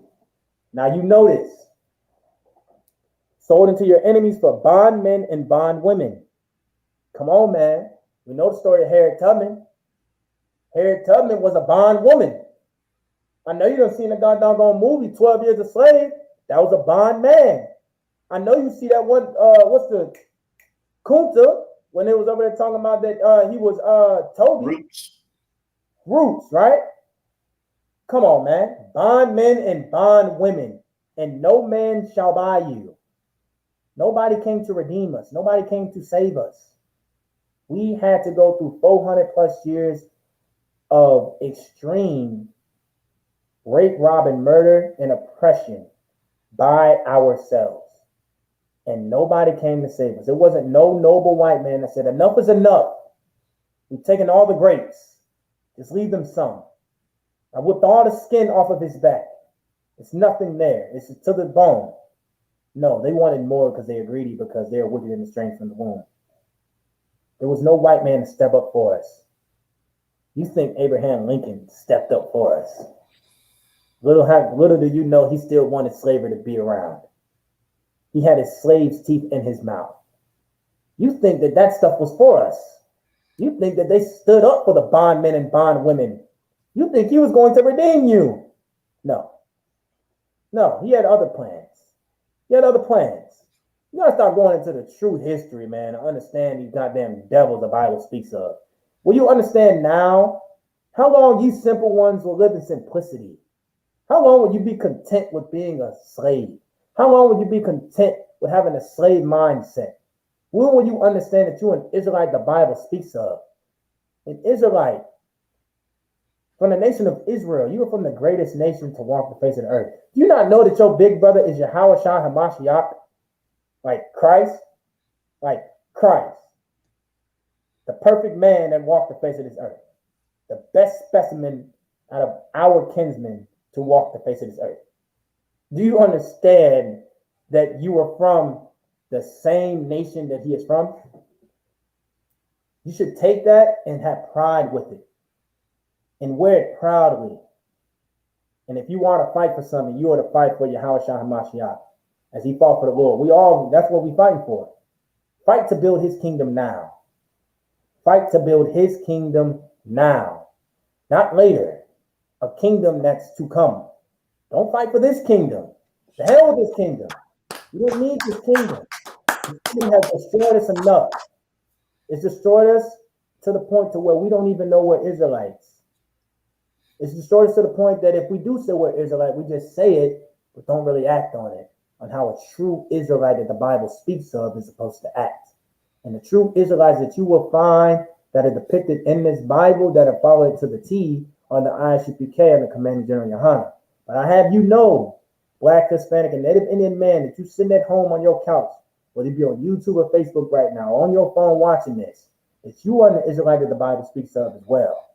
The only thing is, you don't have a home. But the home is an ISUPK. That's right. Since 1969. That's right. Time you come home.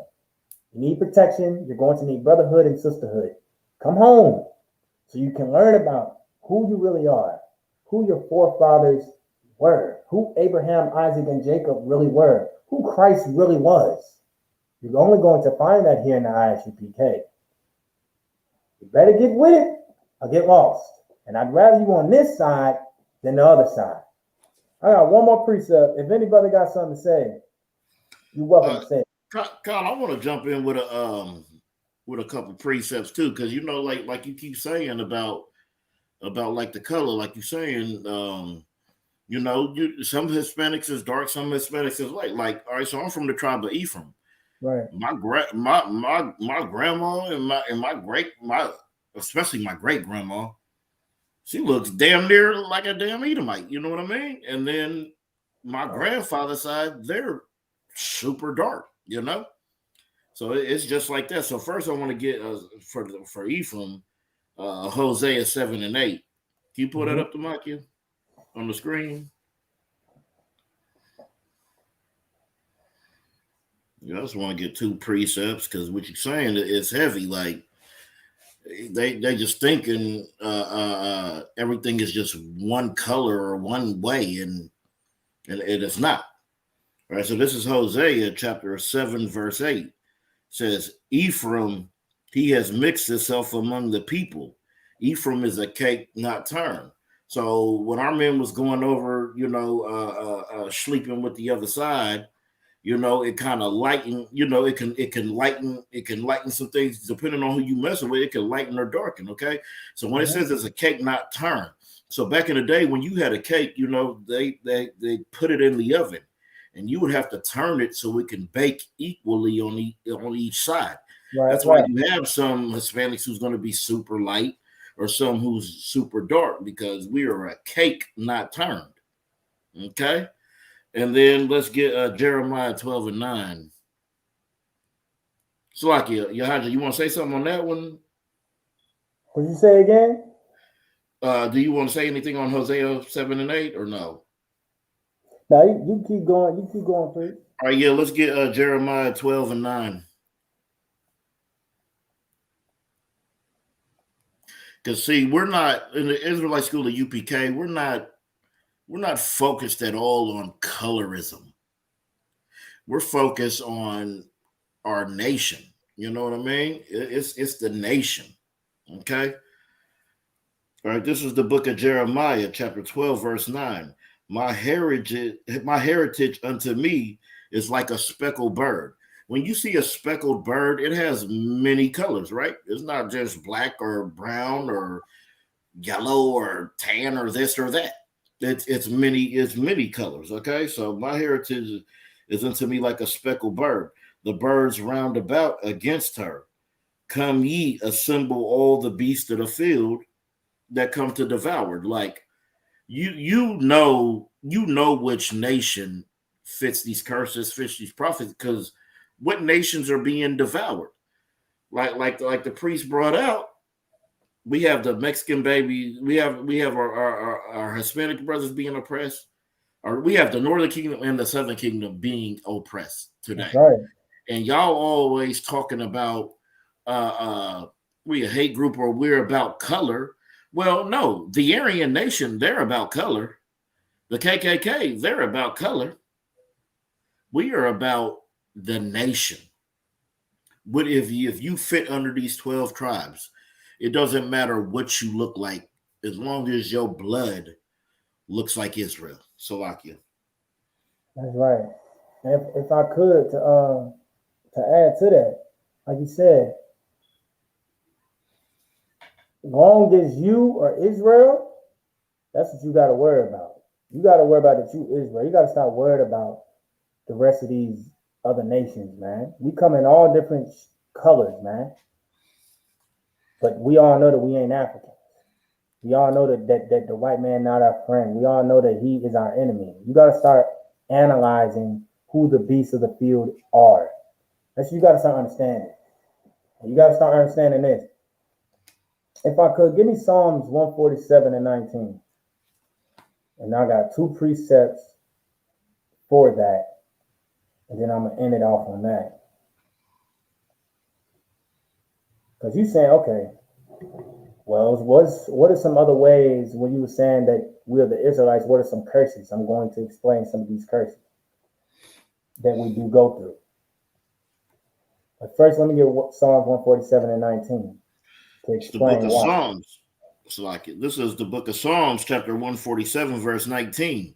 Mm-hmm. He showeth his word unto Jacob. Unto who? Unto Jacob. Uh-huh. His statutes and his judgments unto Israel. Right. He showeth his word unto Jacob, meaning he showed his word unto Jacob, and his statutes and judgments unto Israel. Which meaning what? That he's showing the judgments to Jacob's children, which are also the Most High's children, which are the Israelites, the nation of Israel. Now, in the book of Genesis, Jacob's name was later changed to Israel after he wrestled with an angel in a dream. And then he had 12 sons. You got the Israelites, the 12 tribes of Israel. Just to break that down so you do know that this is not just made up. This is actual biblical. This is facts. These are not my words. These are the Lord's words. So he shows his statutes and his judgments unto Israel. Why? Because in the book of Romans, it says that the Israelites who pertain to the adoption, the covenants, the promises, and the glory, and the service of God, we're the only ones that can serve God truly. We're the only ones that can be punished by God truly and have the covenants and the promises. We're the ones that get to inherit that. And we're the ones that get judged for our wrongdoings if we disobey the Lord in itself of not following the law, statutes, and commandments. Now, if I could you give me Deuteronomy 23 and 17?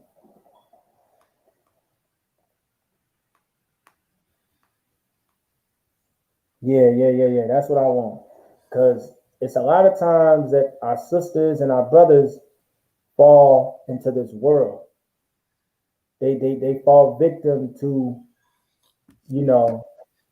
the great whore that sits upon many waters, or Babylon, America, USA, and they fall victim to these sins. They fall into this world of iniquity. And read what you got, because this is contrary to what they believe, what America says. You go ahead and read it. It's the book of Deuteronomy, chapter 23, verse 17. Uh-huh. There shall be no whore of the daughters of Israel, nor a sodomite of the sons of Israel. Why should there not be whores of the daughters of Israel, nor sodomite of the sons of Israel? Because we are God's chosen people, and God's chosen people follow the law, statutes, and commandments. You will be breaking the law, statutes, and commandments if you are a whore in the nation of Israel. If you are a sodomite, meaning that you are homosexual, the Lord says to not be these things because you are my children. And I command you not to be a homosexual man or a lesbian woman, or to be a whore, to be a woman that sleeps with many of men, that has many rods inside of her. The Lord commands you not to, because if you don't, that's how you get pestilences. And all these diseases come upon this woman. Now this woman got AIDS and HIV and hepatitis and chlamydia and gonorrhea. Why? Because she's sleeping around with multiple men, being promiscuous. And as well for the men. Why do you think these men come around with AIDS and HIV? Because they're doing it in the rectum. That's not of the Lord. The Lord says that our men, as it says in Revelations 5 and 10, were called to be kings and priests to reign upon this earth. Only the Israelites were called to be kings and priests to reign upon this earth. And the daughters of Israel were to be tender and delicate. A Proverbs 31 and 10 woman, to be a virtuous woman, a sister that can be counted upon and not shame the Lord. You are an Israelite, sister. You are an Israelite, brother. You are not to be a sodomite. Sisters, you are not to be whores. You are to stick beside your husband's side and serve the Lord alongside with him. That's what you're supposed to do. But the world of America tricks you and says OnlyFans is good. And you could be in the porn industry. And you can sell all your photos on Instagram for money. The Lord does not want no daughters of Israel to be whores. Do not sell yourself short and sell your life for the kingdom of heaven. Don't sell your life short for some quick likes and pics and comments, and the kingdom of heaven is at hand. Brothers, don't sell yourself short by over here lusting after a man and you wanting to have a sexual desire with this man. Do you not understand the kingdom of heaven is at hand? This is a very precious thing. You can't exalt yourself up high as you're such a king and you love God and you follow Christ and you're doing such unlawful things. And I know you heard the stories about what happened in Sodom and Gomorrah. Do not be fooled. Do not be naive how Eve was in the garden. Don't be naive, man. Brothers, be strong. Come be a real man. A man of war in the ISUPK. Sisters, come join a school where you have real protection. Learn so you actually know that you can be a real Israelite. What it means to be a real Israelite. To follow the law, statutes, and commandments for real. If I could, give me Isaiah 3 and 17. And then I'm because this is another part of one of the curses. Like, well, how are we the Israelites? Well, I mean, this only happens to mainly our sisters because our sisters are disobeying the Most High. And it goes back in Deuteronomy 23 and 17 when it says, "No whores of the daughters of Israel." Well, what's going to happen if you are being a whore? What's going to happen? What curse will come upon you? Keep going. Read. It's the book of Isaiah, chapter 3, verse 17. Mm-hmm. Therefore, the Lord will smite with a scab the crown of the head. Mm-hmm. O daughters of Zion. And the Lord will discover their secret parts. Right. Therefore, the Lord will smite a scab the crown of the head of the daughters of Zion, and the Lord will discover their secret parts. By you sisters going out here being whores, a curse that will come upon you is the Lord's going to take away that precious thing that you love so much, and that is your hair. That's a curse. And who's the only nation on the face of the earth that our sisters be walking around with all these wigs and all these god doggone lace fronts because they got doggone bald headed up underneath them. They ain't got enough hair to grow. That's a curse upon you because you were disobeying the Most High. You were out here being a whore. That only happens to us. All these other nations got doggone white woman. She gonna sleep with whoever she want. She got a full head of hair. She got doggone dog. A dog can go sleep with whatever. He ain't gonna lose no hair. He ain't gonna have no scab upon his crown. She not gonna have that. But as for our sisters that do that, what happens? What happened to Jada Pinkett? And now she wanna, try to hop on the wave of I have alopecia. You know what happened. We know the story. It was public. What was she doing? Being a whore. And she got publicly embarrassed by the Lord. Stop playing with the Lord, man. You gotta understand you're an Israelite. You're supposed to be a special people. You're not supposed to be like the heathen. Don't be like Marilyn Monroe. Marilyn Monroe was a known whore that slept with everybody. Brothers, don't be like Caesar Borgia, sleeping with your sisters. And don't be like Saint Valentine, being a homosexual, and then having a god doggone holiday named after you. You gotta understand that the men that are Israelites You were supposed to be kings and priests to reign upon this earth. You were God's chosen people. It's for the sisters. You were God's chosen people. So if you want to be God's chosen people so bad, you have to be different. You have to be separate. Now that's all I got. If anybody got something to say, and now we can go into the security announcements and get all the other stuff. Let's get rock and roll. If y'all got something to say, y'all welcome to say it.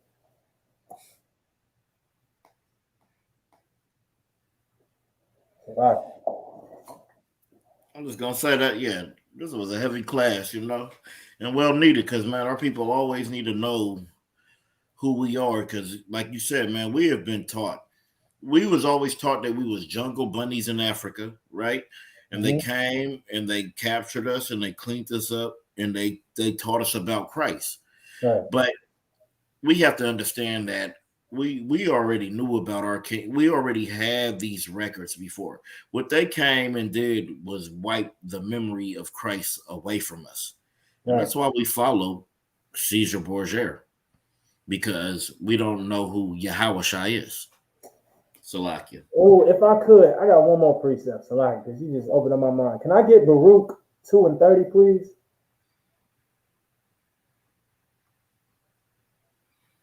I could. What you say again, sir? Baruch chapter 2, verse 30. All right, no sir. And we're going to read 30 to 32.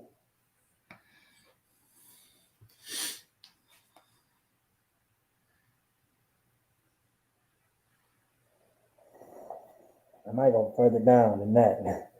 But that just opened up my mind, man. The water priest. That's right. You say you want to start at 30? Yeah, Baruch chapter 2, verse 30. All right. Oh, yeah. Of course.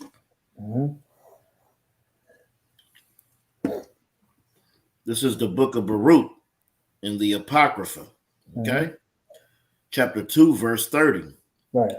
For I knew that they would not hear me, because it is a stiff-necked people. Right. But in the land of their captivity, they shall remember themselves. They shall what, Shamarwan?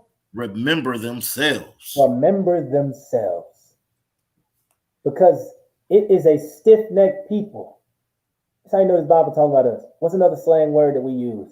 That boy hard-headed. Damn right. That boy hard-headed. He don't listen. Hey, hard-headed make a soft butt. The Lord talking about us, man. But in the land of their captivities, they shall remember themselves. This is the last captivity, America. We remembering ourselves, thanks to the ISUPK and the Commanding General Yohana.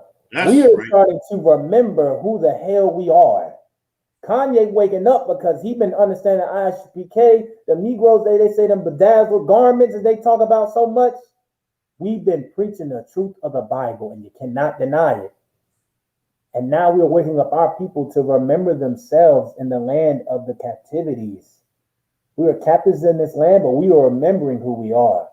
We are remembering our forefathers. Give me verse 31. This is the book of Baruch, chapter 2, verse 31. And shall know that I am the Lord their God, for I will give them an heart and ears to hear. And verse 32.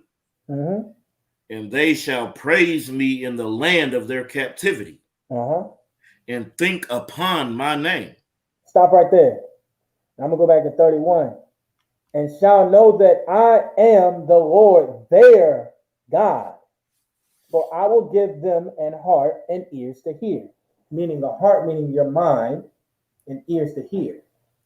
Like you, basically he's trying to say he's going to give you an understanding to understand the times, or to understand what these scriptures are saying. So that way you can obtain the wisdom. You understand the times, you understand what's going on, you understand who you are. You're starting to put two and two together. You're starting to connect the dots. You're not out here foolish. You see? The Lord will judge us, but he ain't going to never leave our side. He's going to point us in the right direction every single time. You think that he's not with you, but he with you. But the only way you really going to know if he with you, you start opening the signs, you got to come in the eyes if you can't command it during your heart. That's what you got to do. He giving you chances to let you stay alive out here in this world. He's trying to give you a chance. And that chance is the ISUPK, the Commander General Yohana, when he bring his priests and prophets out there in the corner to go and tell you who the hell you are. That's him giving you a chance. And all this turmoil and all this rape, rob, and murder and complete chaos across this world, he is giving you a chance.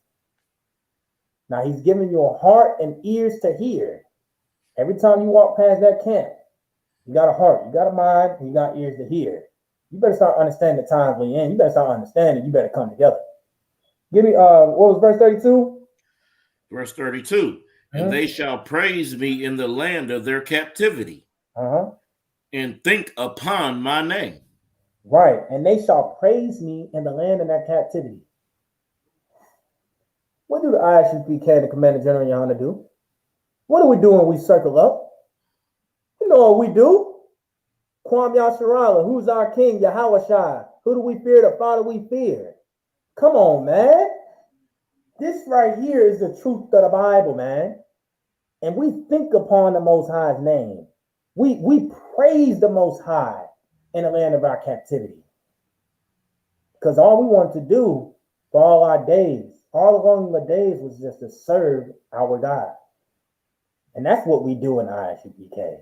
Wherever we go, we are going to serve and praise the Most High in the land of our captivity. There's nothing you can do about it. And we think upon the Most High's name. And verse 33. Verse 33. And return from their stiff neck and from their wicked deeds. Right. For they shall remember the way of their fathers, which sinned before the Lord. Right. And return from their stiff neck, which means that you won't be hard-headed, and from their wicked deeds. You will not perform in acts of iniquity or sin or wickedness or things that's unlawful or unrighteous. I'm using more words to just kind of make it in a simpler term so you understand better for my viewers that might not understand that. And then it says, for they shall remember the ways of their fathers which have sinned before the Lord, which means that we remember our forefathers. We're going to remember the ways of what they used to do.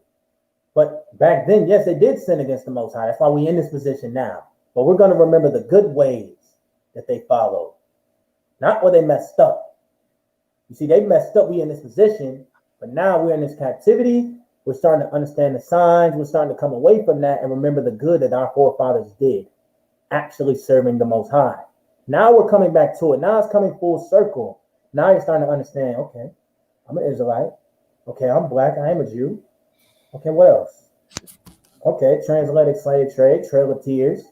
Okay, everything adding up. Okay, Deuteronomy 28, 68, 64, 50, 15, 16. Hold up, man. This is talking about me. Hold on, this is talking about Negroes and Hispanics. Let me go inside this social studies book. Let me go to the library. Let me go get a college book. I'm starting to understand something. Now it's starting to add up. And if I could, give me verse 34. Verse 34. And I will bring them again into the land which I promised with an oath unto their fathers. Right. Abraham, Isaac, and Jacob. Right. And they shall be the lords of it. And I will increase them, and they shall not be diminished. Right. And I will bring them again into the land which I promised them with an oath unto their fathers. Abraham, Isaac, and Jacob, which are the forefathers of the Israelites. Those are our forefathers. Abraham, Isaac, and Jacob. And the land that was promised to us was Jerusalem. The land that we shall go back to, our holy land. The Lord made an oath with us. As we know that every priest in ISUPK makes an oath to the Most High to serve our people so that we can get closer to the land that was promised to us. You see, the Lord made an oath with us, and we made an oath with the oath. We made an oath with the Lord. As you can see, we return favor, but these Christians don't. The Islamic faith doesn't. But the men in the ISUPK, we understand what's at stake. We understand how precious and valuable this is. And I will increase them, and they shall not be diminished. The Lord will add unto us in abundance. we will actually be able to be fruitful and multiply our nation and grow our lineage. Go ahead, what you got? I got a precept because I mean, what you're saying is just so heavy. And like I said, I will bring them into their land, which I promised them, into the oath of their fathers. So I have Isaiah 14:1. Go ahead. If we this is the book of Isaiah, chapter 14, verse 1. For the Lord will have mercy on Jacob and will yet choose Israel and set them in their own land. And the strangers shall be joined to them, and they shall cleave into the house of Jacob. Verse 2. And the people shall take them and bring them into their place, and the house of Israel shall possess them in the land of the Lord for servants and handmaids. And they shall take them captives, whose captives they were, and they shall rule over their oppressors. Now let me get verse 3 too while we at it. And it shall come, verse 3, and it shall come to pass in the day that the Lord give thee rest from thy sorrow, from thy fear, from thy hard bondage, wherein thou was made to serve. Man, good night. If I could, I can add a precept to that, and then I'll be done. Because you just dropped the ball on that. But if I can get Revelations 13:10, that'll be my last one, priest, because you dropped the ball on that. And he's in basically what the scripture is saying with this brother bringing out his heavy. Hey, y'all did that to us, it's going to come back onto y'all. Y'all had us captive, we're going to have y'all captive. But I got a precept to that. You can start at verse 9, then go to 10. In verse 9, and you go to 10. In my last two. This is the book of Revelations. Chapter 13, verse 9. Right. If any man have an ear, let him hear. Verse 10. He that leadeth into captivity shall go into captivity. Whoa. Read that again. I ain't say that. It didn't say that. It did not say that. He that leadeth into captivity shall go into captivity. Right. He that killeth with the sword must be killed with the sword. Right. Here is the patience and the faith of the saints. He that leadeth into captivity shall go into captivity. Which means what? A man reap what he sow. Karma, as y'all believe in, hey, y'all let us into captivity, y'all go into captivity. That's how you know that we God's chosen people, because we were the ones led into captivity. But we haven't had a chance at hand to put y'all in captivity. Every nation on the face of this earth, and if you're not Black, Hispanic, and Native Indian, you're not a nation of Israel, y'all had us in captivity. That's how you know we God's chosen people. But we haven't had a chance to put y'all in captivity, thus saith the Lord. He that killeth with the sword must be killed with the sword. Y'all raped, robbed, and murdered all the Native Indians. Y'all raped, robbed, and murdered all the Hispanics. Y'all raped, robbed, and murdered millions of Black people with the sword. But we haven't had a chance to return that unto y'all. But every nation to this day still does that to us. Y'all lead us into captivity, and y'all kill us with the sword. Now, I'm not no math scientist. I didn't go to Ivy League school, but I know this is pretty simple. You add 2 and 2, that equals 4. This is adding up, and I'm connecting dots to say that, hey, we're the only people that's been led into captivity and killed with the god doggone sword and have not returned the favor unto them yet. Which means what? We are God's chosen people, and we fit the description of the curses. That's what it means. Here is the patience and the faith of the saints. The men in the ISUPK, the patience of the saints. Have we went and conquered and raped, robbed, and murdered other nations? Have we had another nation in captivity? Have we killed y'all with the sword? No. But y'all done it to us. And y'all had us in captivity. Which means what? Once again, we fit the scriptures and the curses. And we're God's chosen people. We are the Israelites that the Bible speaks of. And with that, that was my last scripture. We can get the security announcements. And then we get the holy convocations, and we're going to do the Lord's Prayer.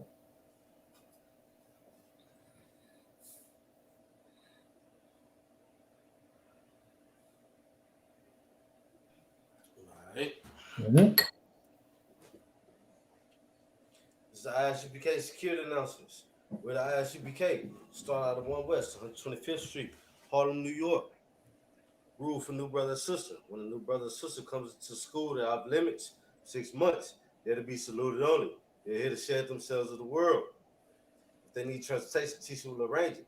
After 6 months, if a brother or sister has an interest in a particular person, he or she must get permission from the head to speak to a brother or sister.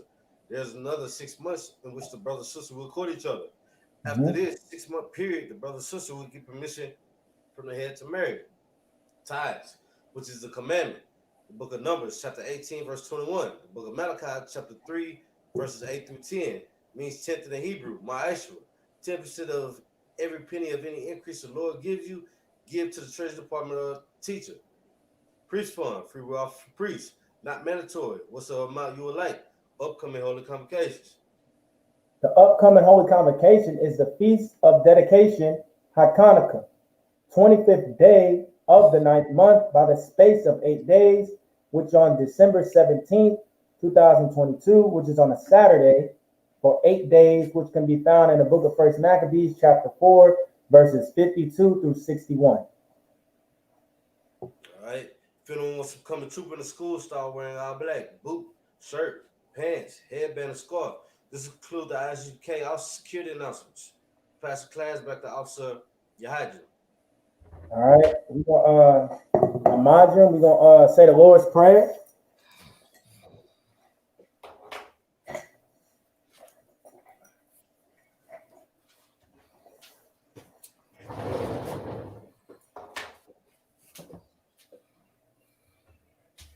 All right. Abanawa. Abanawa. Shabbat Shemayah. Kodash. Hayah. Shamka. Yahweh. Malak Wakah. Taba'ah. Ratazayakah. Hayah. Ashah. Baratazah. Kawa. Hayah. Nashemayah. Nathan. Latanoa.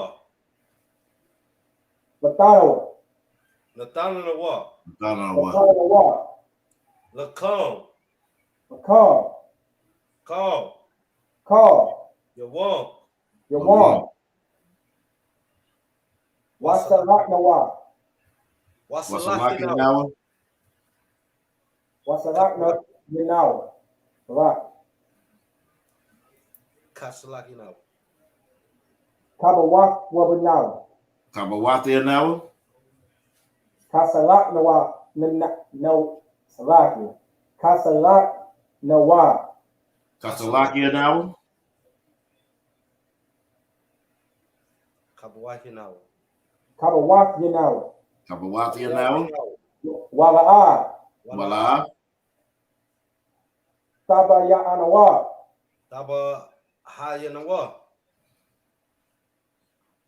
Banasanawan. Abal. Hawashanawa. Mayan. Ra. Kaya. Laka. Hamalakwa. Wahala. Wahatapara. La'awalayim. Arman. In the English. Our Father. Which art in heaven. Hallowed be thy name. Yahweh. Thy kingdom come. That will be done. On earth. As it is in heaven. Give us this day. Our daily bread. And forgive us our debts. As we forgive our debtors. And lead us not into temptation. But deliver us from evil. For thine is the kingdom. For thine is the kingdom. And the power. And the power. And the glory. And the glory. Forever. Forever. So be it. So be it. All right, we're going to give a courtesy salute to the brothers. Men of Israel, Modern Shabbat, Amaji, Barak, Yahweh Yahweh Matah. We're going to turn the song, give a courtesy salute to the sisters. Men of Israel, Modern Shabbat, Amaji, Barak, Yahweh Shema, Yahweh Matah. Dismissed.